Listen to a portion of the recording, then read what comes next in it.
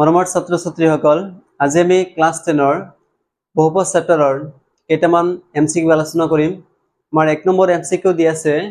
যে যদি p of x = k² + 4 * x² + 13x + 4k বহুপদটোৰ এটা শূন্য আনটোৰ প্ৰতিক্ৰম তেন্তে k এৰ মান নিৰ্ণয় কৰা। 1 নম্বৰ অপচন দি আছে 1, b নম্বৰ দি আছে 2,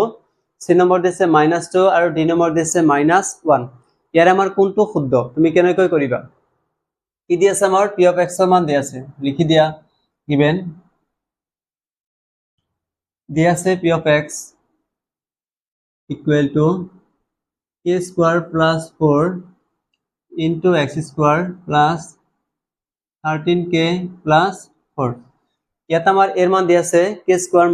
4 আৰু b এৰ মান দি আছে 13 আৰু c এর মান দি আছে 4k। লিখি দিব পারা a = k² + 4, b = 13, c = 4k। কোশ্চেনটোত কি কৈছে আমাৰ বহুপদটোৰ এটা শূন্য তুমি x বুলি ধৰা হল এটা শূন্য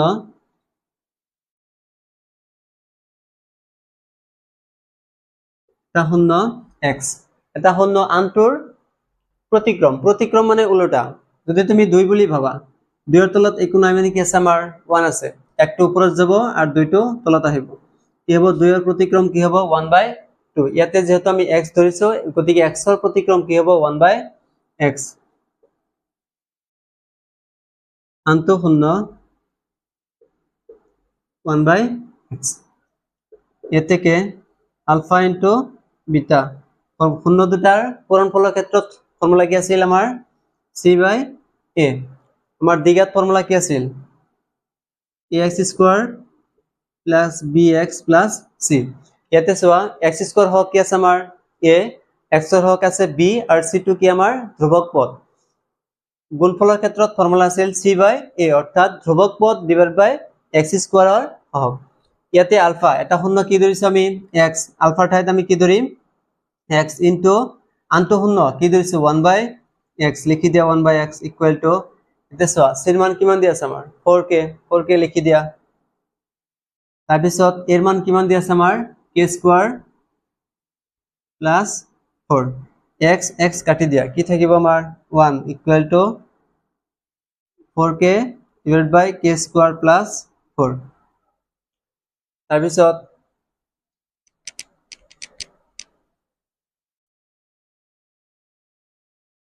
একৰ তলত একো নাই মানে 1 আছে আমাৰ, এই একৰ লগত k² + 4 পূৰণ কৰা কি হ'ব, একৰ লগত যি পূৰণ কৰা হেতুই হ'ব k² + 4, একৰ লগত 4k পূৰণ কি হ'ব 4k, k² এটাৰ লগত কি আছে আমাৰ প্লাস, ইকুৱেলৰ ইফালে আছে ইফালে লৈ আহা কি হ'ব -+4 = কি হ'ব আমাৰ 0। এতিয়া কি কৰিবা তোমাৰ ইয়াতে এৰ মান যদি তুমি k বুলি ধৰা আৰু b এৰ মান তুমি যদি 2 বুলি ধৰা, কাৰণ আমি ইয়াতে 4 আছে 4ক আমি 2 স্কয়াৰ লিখিব পাৰো, গতিকে আমি এৰ মান ইয়াতে k ধৰিম আৰু b এৰ মান কি ধৰিম আমি 2 ধৰিম, a - b হোল স্কয়াৰ। এটাকে আমি এনেকৈ লিখিব পাৰো k - 2 হোল স্কয়াৰ = 0। এটো কি লিখিব পাৰো, এটো ডাবল লিখিব পাৰো স্কয়াৰ, এটো কি আছে আমাৰ দুবাৰ আছে, গতিকে এনেকৈ লিখিব পাৰো। ইয়াৰ পৰা তুমি কি কৰিবা শূন্য উলিয়াই দিয়া, এতেকে k - 2 = 0 और k = কি হ'ব এটাৰ লগত কি আছে মাইনাস, ইফালে যে কি হ'ব প্লাস, একেই হ'ব আমাৰ k - 2 = 0 और k = 2, গতিকে আমাৰ k এৰ মান কিমান আহিল 2। আমাৰ শুদ্ধ উত্তৰটো হ'ব b নম্বৰ। 2 নম্বৰ কোশ্চেন দি আছে আমাৰ যদি k - 1 * x² + kx + 1 বহুপদটোৰ এটা শূন্য 4 হলে তেন্তে k এৰ মান নিৰ্ণয় কৰা। 1 নম্বৰ অপশন দি আছে আমাৰ 3/4, 2 নম্বৰ অপশন দি আছে 5/6, c নম্বৰ দি আছে -6/5 আৰু d নম্বৰ দি আছে -5/6। ইয়াৰে কোনটো শুদ্ধ হ'ব? কি দি আছে আমাৰ এটো তুমি p of x বুলি ধৰা, লেট ধৰা হল p of x =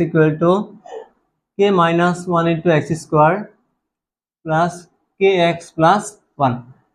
ইয়াৰে আমাৰ শূন্য দি আছে এটা শূন্য মানে x এর মান দি আছে 4, এতে কে p of 4 equal to কি হ'ব 0 এই p of 4 ঠাইত এইখিনি মান বহাই দিয়া কি আছে আমাৰ k minus 1 into x square plus kx plus 1 equal to 0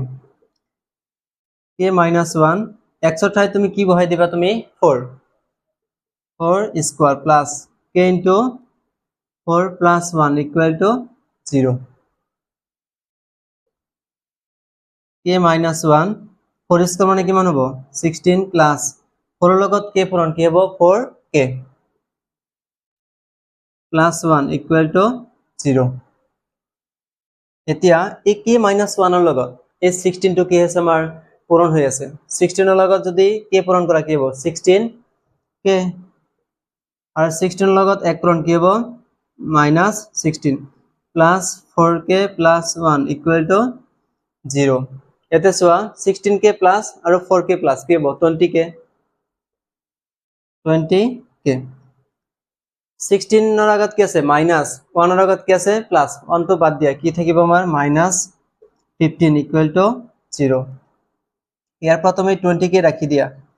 15 ৰ আগত কি আছে মাইনাস ইকুৱেলৰ ইফাল আছে ইফালে লৈ যোৱা কি হ'ব প্লাস equal to 15 और k টো ৰাখি দিয়া